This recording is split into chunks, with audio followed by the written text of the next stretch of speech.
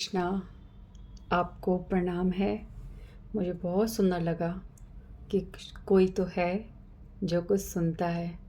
बहुत खुशी हुई कि आपने सुना, पूरा सुना और इतना सुंदर क्वेश्चन करा। मैं बहुत बार बोल चुकी हूँ गुरु के बारे में कि गुरु कौन होता है। गुरु जो इस कथा में जो बोला मैंने कि गुरु, प्रभुपाद जी बोलते हैं कि गुरु कभी आपको कसाई खाने में या एक शराब खाने में भी आपको गुरु दिख जाए तब भी आप गुरु पे संदेह मत करो। तो आप मेरी बात को श्री आश्रम बापू जी से कंपेयर कर रहे हो, ठीक है। मैं श्री लगा रही हूँ because everybody is respectful. But गुरु कौन होता है? गुरु होता है जो एक परंपरा से होता है। गुरु के पीछे भी गुरु होता है, ठीक है। जो सुन चुके हैं और जो नहीं भी सुन रहे हैं, और मैं ही अपने लिए एक बात को बार बार रिपीट करती हूँ क्योंकि गुरु के लिए ये लाइन समझना बहुत ज़रूरी है कि गुरु वो होता है जो परंपरा से होता है। गुरु वो हो जाता है, प्रमाणिक गुरु है। गुरु जो एक प्रवाह में आ रहा है। प्रवाह मतलब आप गंगा नदी को गंगा तभी कहते हो जो गंगा के बहाव से ही आ रही है। अगर कोई यमुना नदी आपको कहीं दिखती तो आप उसे गंगा जी नहीं कहोगे, ठीक है। आप उसका ओरिजिन देखोगे वो कहाँ से आ रही है।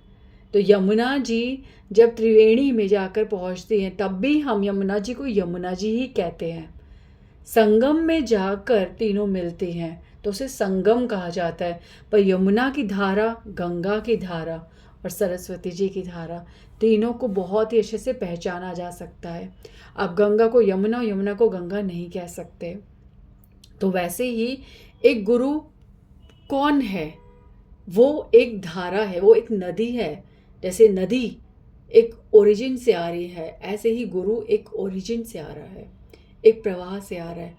कौन है उन गुरु का गुरु का गुरु का गुरु? कौन से संप्रदाय से वो जुड़े हैं? क्या वो प्रमाणिक गुरु है? वो किन किन शास्त्रों के आधार पर भक्ति का प्रचार कर रहे हैं? उनके गुरु जो उनके भी गुरु है, क्या उनकी बात उनके गुरु से ही मिलती है? ये सब चीज़ें आपको कैसे पता चलेगा? बताओ कैसे?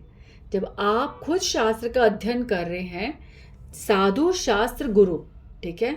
साधु शास्त्र गुरु तीनों, ये तीनों जो है एक दूसरे के जब तक मैच नहीं होते तब तक हम उनको ऑथेंटिक नहीं कहते। एक साधु जो है वो शास्त्र और गुरु से मैचिंग बात ही बोलेगा। एक शास्त्र जो है वो ही शास्त्र होगा जो साधु भी बोलता है, जो एक गुरु भी बोलता है। और एक गुरु वही होगा जो साधु जैसी ही बात करता है और जो वो बोलता है वो शास्त्र से ही बोलता है। तो ये तीन चीज़ें एक लाइन है, साधु शास्त्र गुरु, ठीक है। तो आप जब गुरु किसी को कहते हो, क्या वो इस प्रवाह में है? क्या वो जो बोल रहे हैं वो अपने गुरु के शब्द ही बोल रहे हैं, अपने आप लगाकर कुछ बोल रहे हैं? पहली थिंग, ठीक है। तो कौन से गुरु है ऐसे जिन पर हम कभी संदेह नहीं कर सकते, ठीक है, जिनके मुख से सदैव शास्त्र का ही वर्णन होता है, जो सदैव गुरु के बारे में ही प्रशंसा करते हैं, जो सदैव कहते हैं कि मेरा कोई भी शब्द नहीं है, मैं तो केवल वो बोल रहा हूँ जो मैं पढ़ रहा हूँ, जो मैं सुन रहा हूँ, जो मैं समझ रहा हूँ, ठीक है। वो अपना कह के किसी भी चीज़ का प्रमाण नहीं रखते, ठीक है। और एक बार मैंने ये भी बोला था कि साधु, एक गुरु वो है जिसकी हस्त मुद्रा भी बहुत अच्छे से संकेत देती है कि वो एक गुरु है, क्या वो स्वयं एक भक्त है। ये जो भक्त शब्द है ना, एक भक्त चाहे कोई ब्राह्मण हो, चाहे कोई गुरु हो, चाहे कोई साधु हो, वो सबसे पहले अपनी आइडेंटिटी ये बताता है कि मैं एक भक्त हूँ, मैं भगवान की शरण में हूँ। सबसे सुंदर पहचान ही एक ओरिजिनल गुरु, एक ओरिजिनल, एक प्रामाणिक पर्सन की यही है कि वो अपने आप को सबसे पहले भक्त कहता है, ठीक है।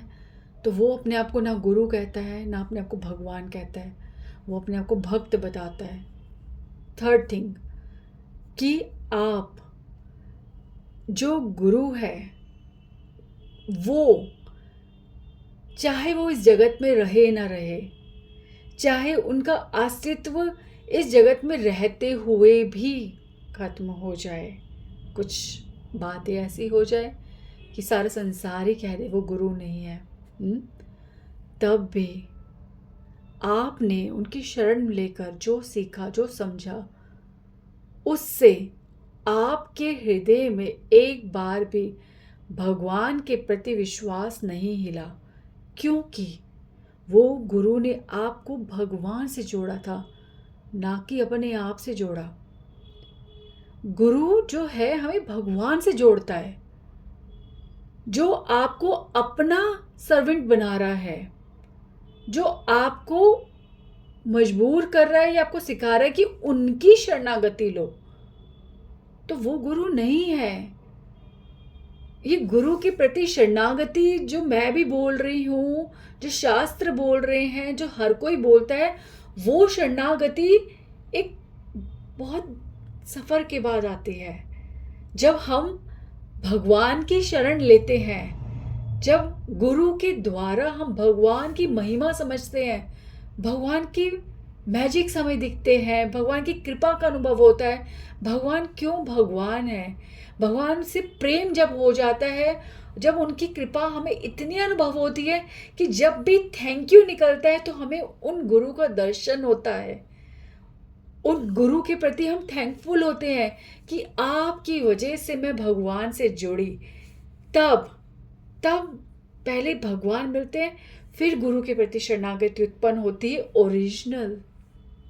अगर कोई पहले ही बहुत शरणागति दिखा रहा है तो वो ओरिजिनल नहीं है, वो देखा देखी है। मैं सही कह रही हूँ, चाहे आप कोई भी मान लो, चाहे कोई कितना भी आडंबर कर ले, शायद वो रियल भी कर ले, पर रियल ओरिजिनल वाला तभी आता है जब हमारे हृदय में भगवान पहले आते हैं। भगवान को महसूस करने के बाद ही गुरु की महिमा प्रकट होती है। गुरु की महिमा डायरेक्ट हमें नहीं समझ आ सकती, भगवान ही गुरु की महिमा को प्रकट करते हैं कि जो भी तुम्हें मिल रहा है वो उन चरणों से मिल रहा है, उनकी कृपा से मिल रहा है। तो दीक्षा हुई, गुरु से बहुत प्रेम दिखाया, बहुत शरण ली उनकी, व्यवहार में भी ऐसा लग रहा था कि हम गुरु से बहुत प्रेम करते हैं। पर जब धीरे धीरे भक्ति बढ़ती है और भगवान पे विश्वास बढ़ता है, शास्त्र समझ आते हैं, कहीं भी इतना सा भी डाउट नहीं आता, सब कुछ क्लियर समझ आता है, तब मुंह से निकलता है, हे गुरुदेव, ये सब आपकी कृपा है। यस्या प्रसादात् भगवत प्रसादो यस्या प्रसादा ना गति कुतोऽपि। जब गुरुदेव की कृपा होती है तभी सब कुछ, सब प्रसाद, सब आशीर्वाद प्राप्त होता है, और उनकी कृपा के बिना कुछ भी संभव नहीं है। ये रियलाइजेशन जब होती है ना, तब पता चलता वो गुरु है। तो गुरु भगवान की बात समझ आते हैं। मैं ये कहूँगी, हम डायरेक्ट जो दिखाते हैं, करते हैं, वो डायरेक्ट वाला ओरिजिनल नहीं होता, वो कुछ देर बाद आता है, कुछ समय बाद, कुछ इंटरवल के बाद। तो जो गुरुदेव, जब कुछ भी ऐसा हुआ और आप हिल गए, आपका अस्तित्व हिल गया, आपकी भक्ति हिल गई, क्योंकि उन्होंने आपको भगवान से जोड़ा ही नहीं, तो वो गुरुदेव कैसे। और इनमें एक चीज़ और भी होती है कि हम गुरु को इतनी सच्चाई से अपनाते हैं, भले ही वो गुरु ना हो, पर भगवान उस सच्चाई को अपनाते हैं, भगवान उस व्यक्ति को अपनी शरण में ले लेते हैं, ठीक है। और फिर भगवान ही उसकी उस सच्चाई का फल उसे देते हैं, उसे ओरिजिनल गुरु के पास पहुंचाते हैं। और जिन गुरु के कापट्टे में, ठीक है, धोखे में आप फंस रहे हो, आपको वहाँ से निकालते हैं और आपके हृदय को बिल्कुल भी हार्म नहीं होने देंगे, चोट नहीं लगने देंगे, आपको आपको बलशाली स्ट्रॉन्ग करेंगे कि आप इस सत्य को समझो। ऐसा भगवान करते हैं। ठीक है, तो कोई भी व्यक्ति किसी चरणों में मूर्ख बन रहा है ऐसा नहीं है। यदि हम मूर्ख हैं, ठीक है, तो ही हम रॉन्ग चीज़ डिज़र्व करते हैं। पर अगर हम ओरिजिनली सिंप्लिसिटी के साथ किसी को भी अप्रोच कर रहे हैं तो भगवान आपको राइट डायरेक्शन ज़रूर देते हैं।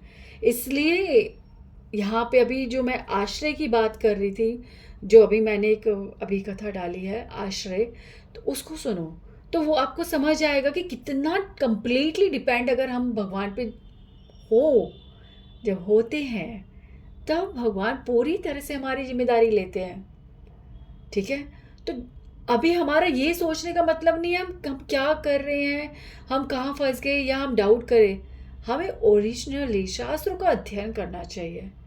ठीक है, शास्त्र हमें चक्षु देते हैं, आँख देते हैं, कान देते हैं, नाक देते हैं। उन कानों से हम सुनते हैं, आँखों से देखते हैं और नाक से उनके गुणों की सुगंध हमें आती है और तब हम पहचानते हैं ओरिजिनल गुरु। तो किसी भी केस में, ठीक है, कुछ भी ऐसा होता है, भगवान भक्त की रक्षा हमेशा करते हैं। ठीक है, भक्ति किसी भी चीज़ पे डिपेंड नहीं करती। ठीक है, जब भक्ति आती है ना तो सारे जो भी आश्रय है ना, जिन जिन चीज़ों की आवश्यकता होती है वो सब की पूर्ति भगवान कर देते हैं।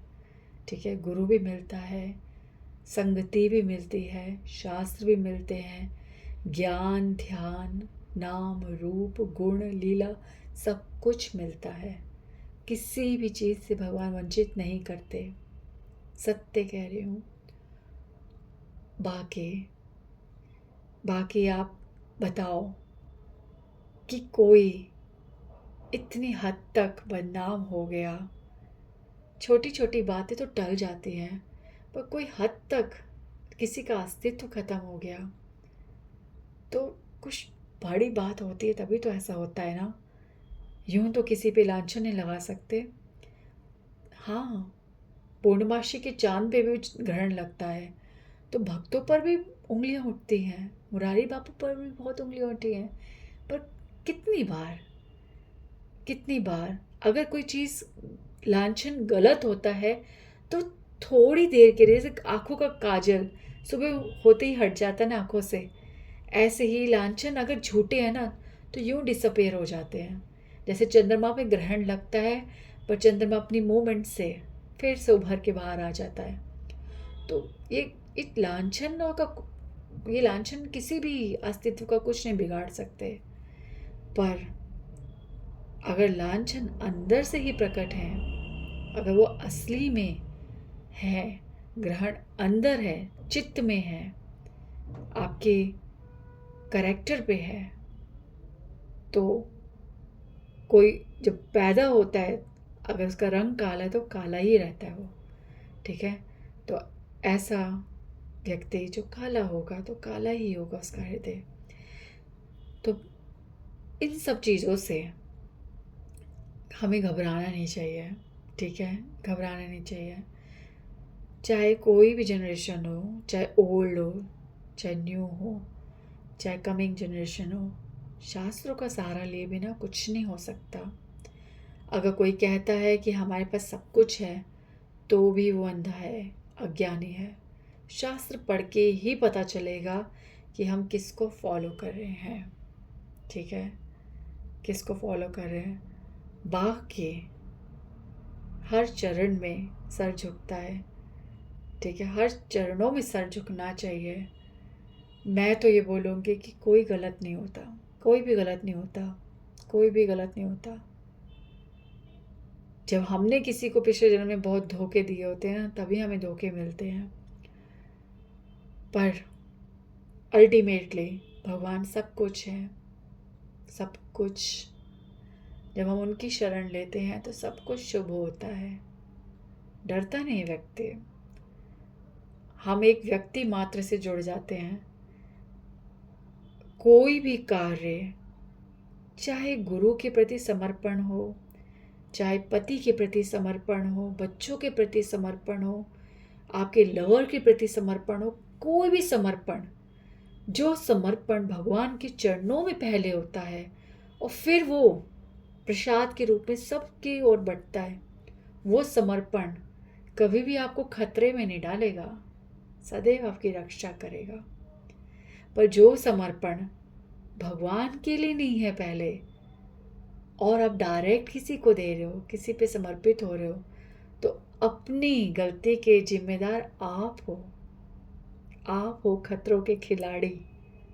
हाँ, समझो मेरी बात को। भगवान की शरण लो। करना क्या है शरण? होती क्या है शरण? सिर्फ ये कहना, सब आपके लिए, मैं सब आपके लिए कर रही हूँ भगवान, मैं इनको गुरु मान रही हूँ क्योंकि मुझे इनके मुख से आपके बारे में समझ आता है। हम किसी को सुनते हैं, करते हैं, अगर हम उसी का नाम जप रहे हैं तो वो ओरिजिनल गुरु कैसे हो सकता है यार? जो आपको भगवान की याद ही नहीं दिला रहा, जो गुरु होता है ना, उसके संपर्क में आते ही आपके माइंड में कंप्लीट कृष्णा कॉन्शियसनेस जागती है। आप केवल भगवान के बारे में विचार करते हो, उनके बारे में भी विचार नहीं करते। उनके बारे में विचार तो तब आता है जब हम एकांत में होते हैं और भगवान की कृपा का अनुभव करते हैं और उनको थैंक्स करते हैं, तभी गुरु का विचार आता है। गुरु के सामने, गुरु के संपर्क में, गुरु की बातों को सुनते हुए, पढ़ते हुए, याद करते हुए केवल भगवान का ही स्मरण हो, वो होता है ओरिजिनल गुरु। ठीक है, दैट्स इट। आई थिंक मैं आपके डाउट को क्लियर कर पाई। अगर आपने मेरे आंसर को सुना है तो प्लीज़ सेटिस्फाई हो तो थैंक्स हरे कृष्णा करना। ठीक है, थैंक्स नहीं, हरे कृष्णा करना। और अगर नहीं है ऐसे, इसके बाद भी क्या क्वेश्चन आया है पूछो यार, मज़ा आता है। देखो ना, एक क्वेश्चन से कथा होती है। थैंक यू सो मच, आपने सुना। थैंक यू सो मच, मुझे बहुत अच्छा लगा। हरे कृष्णा।